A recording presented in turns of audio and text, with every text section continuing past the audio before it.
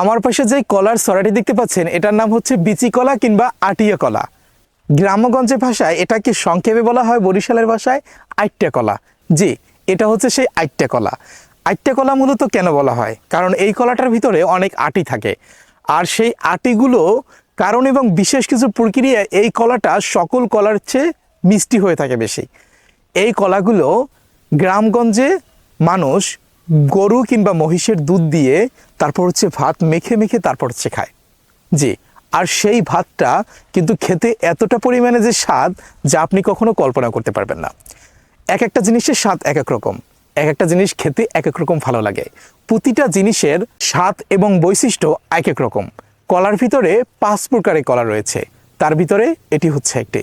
জি, এ বিষয়ে ভিডিওটি ভালো লাগলে থাকলে অবশ্যই লাইক অ্যান্ড শেয়ার করবেন। ধন্যবাদ।